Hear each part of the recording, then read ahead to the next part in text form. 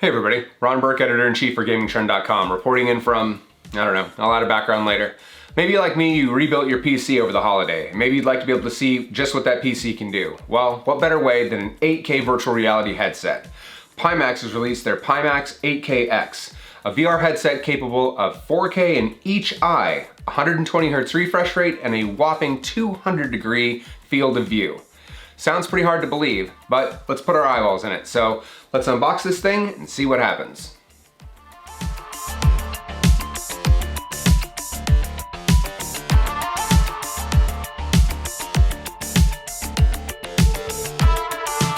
So there's not a ton in the box. There's what look like speaker cups. I'm not sure what those are. Some screws for attaching, some instructions, which we'll definitely be opening up, and the headset itself with an integrated audio system. We're gonna leave that coiled for now, just for ease of use, but let's open up the instructions and see what this thing's all about. Before we do that, first things first.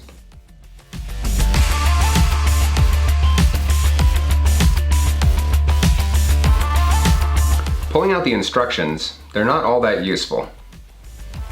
Wear it behind your head. Here's how you run the audio strap and where it connects to your PC. A little bit more detail on where it connects to your PC and how to pair a controller.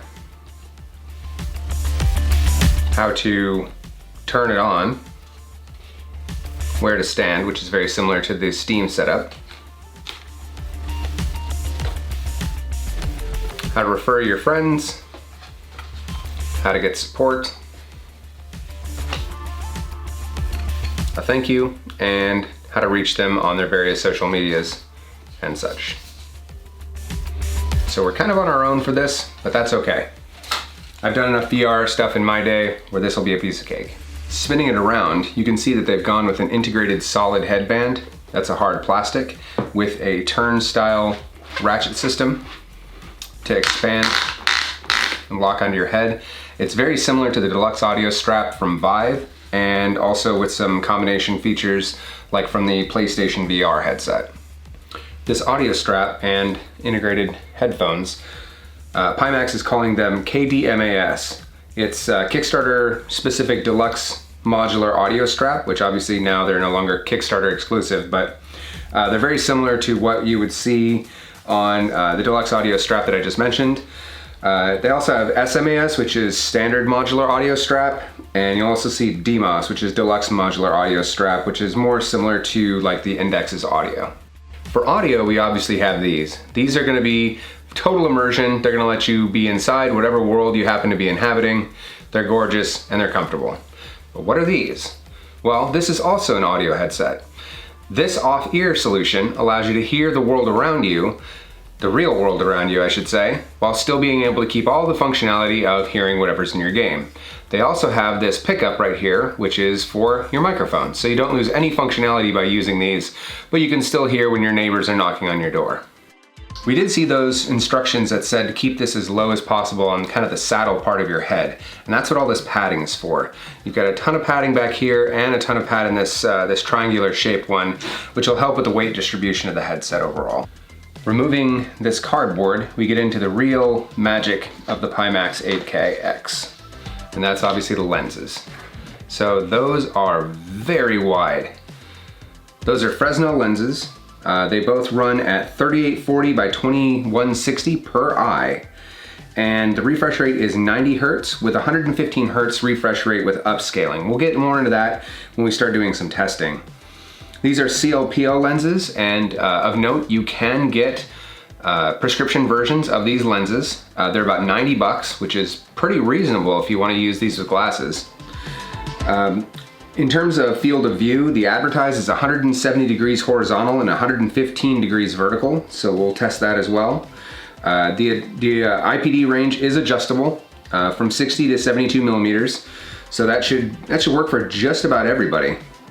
Since these run off of Steam VR, there's no special software or anything to install, so we're gonna take another quick look around the headset and then we're gonna hook it up. One of my favorite features before we even plug this in is right here. So connectivity is accomplished with 2 USB connections and 1 display port. you'll notice that there is not any sort of box or anything else you need to plug in. All power is provided by those 2 USB connections, and all your display is handled by that one display port. Nice and simple. Another nice feature of the Pimax, when you've got this on your head, you can tilt this up. So that's useful when you want to get a drink or need to look at something like your phone really quickly. You can lift this up, take care of business, drop it right back down, you're right back into whatever game you were playing. Now obviously we've had a lot of generations of VR at this point. You've got the HTC Vive, HTC Vive Cosmos, there's a Vive 2 that I don't have pictured here, PlayStation VR, the Oculus Quest 2, because I refuse to call it Meta, and obviously the Pimax 8KX. Now, between these, this is the lightest headset, but it's without wires and it has an integrated battery that is absolute trash. So, if you want to be able to play VR for any extended period of time, you're going to add something like this. This headset weighs just shy of 5 pounds. This headset, with a decent battery, weighs just shy of 5 pounds.